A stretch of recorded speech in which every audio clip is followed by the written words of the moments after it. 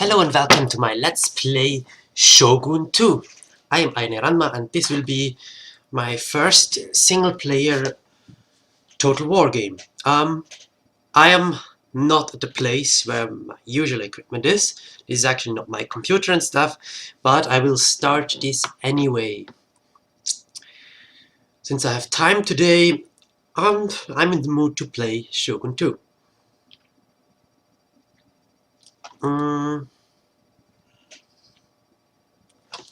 The camera angle is a little bit off, but that may change a bit later when I'm back with home at my own equipment. So for the game, we are playing as the Takeda. I will go quickly for the people who are not common with Shogun 2 through the clans I own. There are 2 more clans available in Steam as DLCs. One is the Hattori clan with lots of ninjas located here in Iga, and the other one is the Otomo clan that they added a little bit later than the other clans. That is located around here. That is the only clan that starts as a Christian clan from the very beginning, the only one. But many clans have the opportunity to convert to Christian. Okay, we have the Chosokabe, which is easy and has farm and bow improvements. Oh, this video will be more like an introduction video where I explain real quickly all the clans and of course explain the Takeda, and the gameplay will actually start on the next video. For the setting, go to hard, very hard. I will stay on normal. Why? Because first of all, Takeda is initial challenge hard. That matters a lot. For example, Chosokabe is initial challenge easy, which is true, they are not that difficult. They are still not that difficult if I go too hard here. But with the Takeda, it's a lot harder. And also, I haven't played this game for quite a long time. I'm quite rusty with it, so I do not want to fail early on. So let's make a challenge that I should be able to beat. Okay. I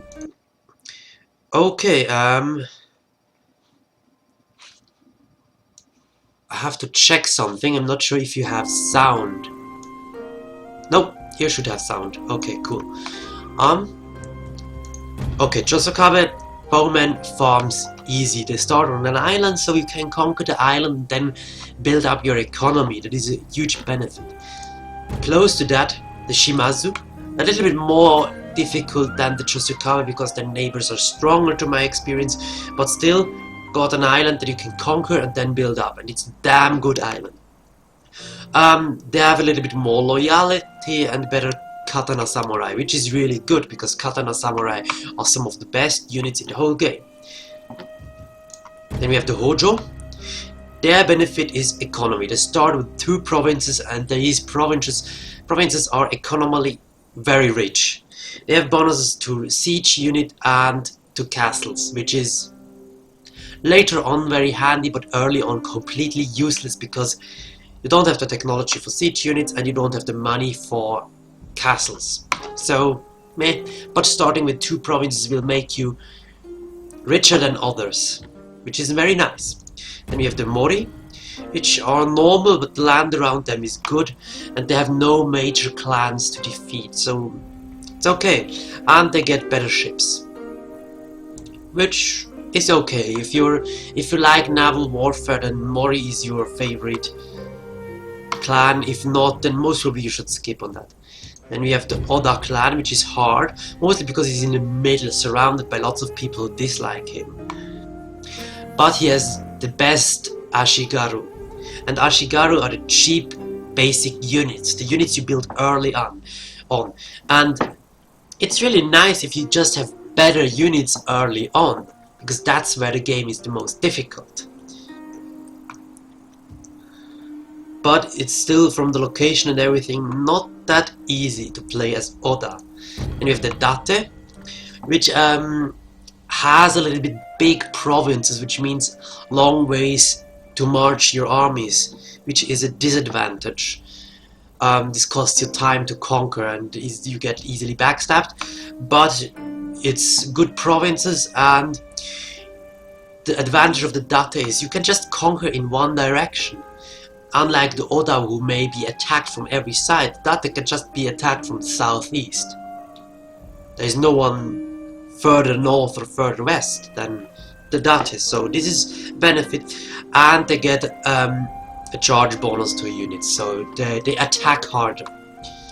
Also the famous samurai, the Date guy with one eyeless, Date Masamune, is, well, the name says it, Masamune Date. So then we have the Takeda. Oh, and for the English speaking, no, it's not date or date, it's Date. Yeah, Japanese pronounce things very different than the English. Also not Oda, but Oda. Or maybe Oda. I'm not sure. Usually you're doing better if you just pronounce things a little bit faster than slow. Tend to make less mistakes. And Japanese people, to my experience, tend to talk real quickly.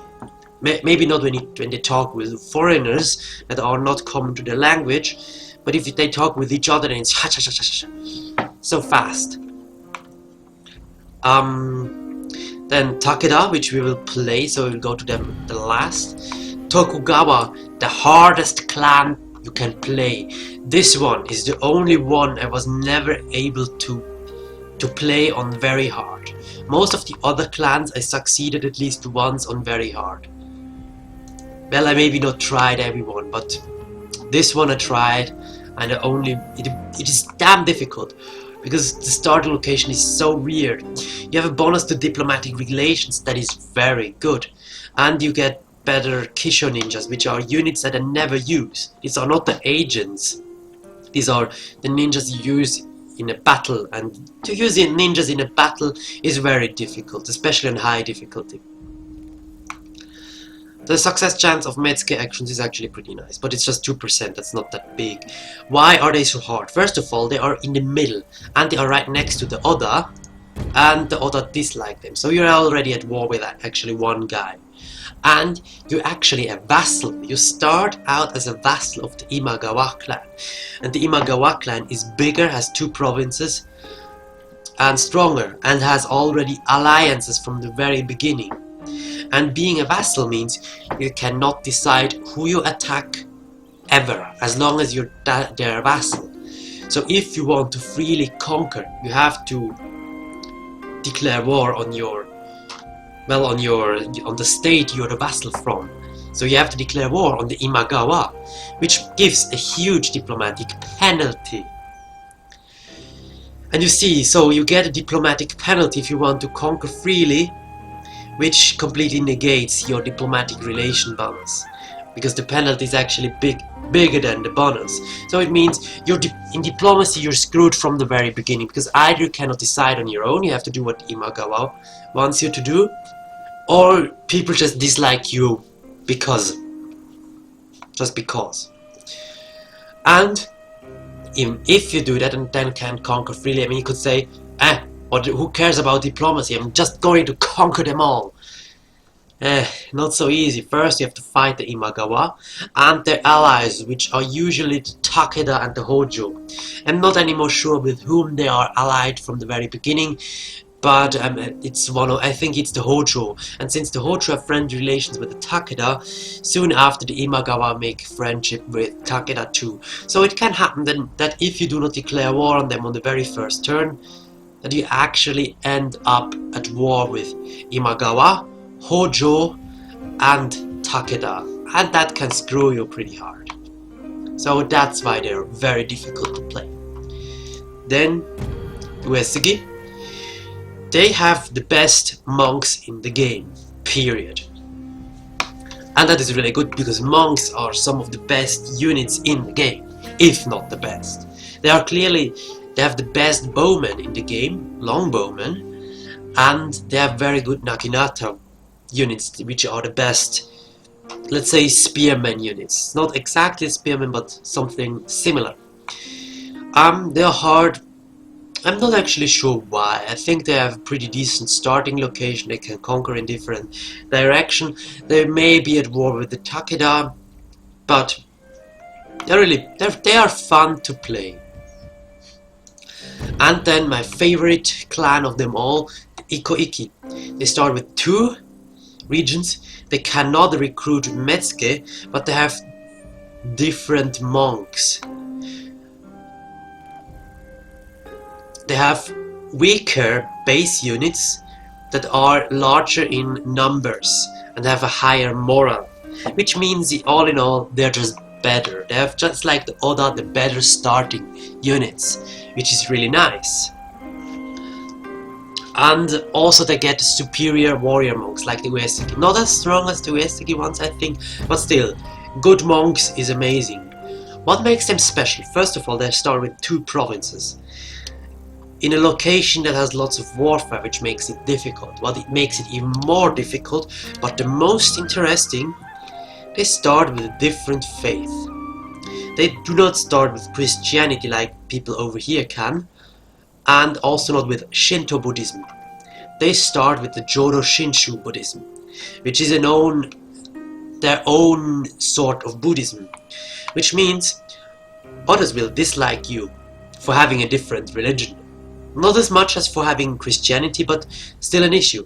And you will need to convert the provinces around you to actually have good provinces, because they have different religions. This makes it harder for conquering and hard to keep your provinces and your population happy. This is difficult.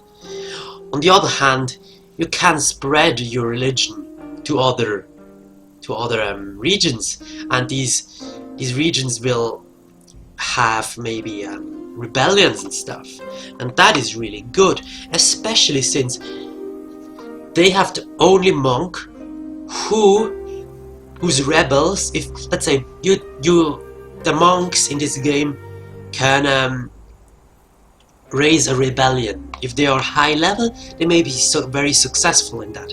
And usually these rebels are just weird neutral factions that just conquer the province, you cause the rebellion, and that's it. And then the former owner of that province has to reconquer it, or maybe you go and liberate it.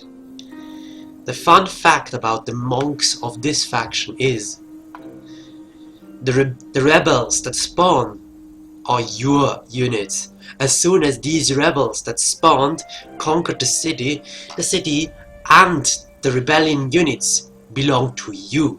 So with a good monk that is successful in inciting a revolution, you get a free province and free units. That is damn nice. Still, the religion may be an issue.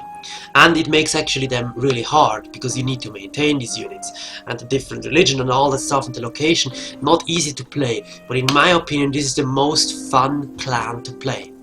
It's a DLC clan though. Just like the Otomo clan, it doesn't come with the basic game.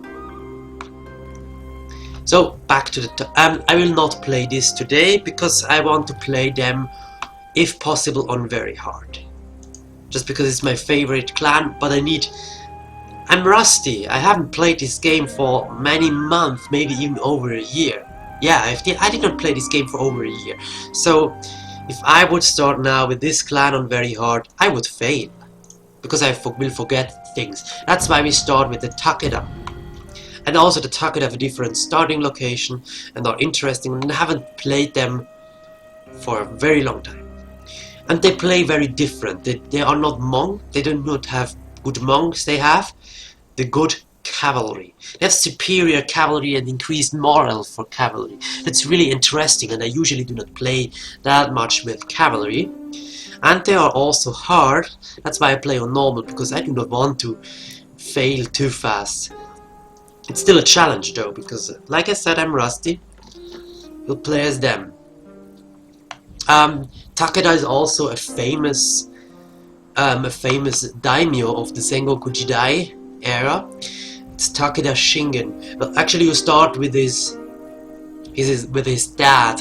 I don't remember the name of his dad, but you will have a general that is your son named Takeda Shingen, and at some point your daimyo will die and your general Takeda Shingen will become the new daimyo, and he will be very powerful.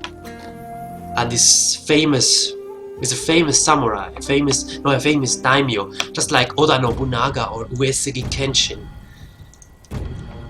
or Tokugawa Ieyasu. Actually, you cannot play as the Toyotomi clan, which was also very important. Toyotomi Hideyoshi, I think it was, yeah. Okay, so let's start this game.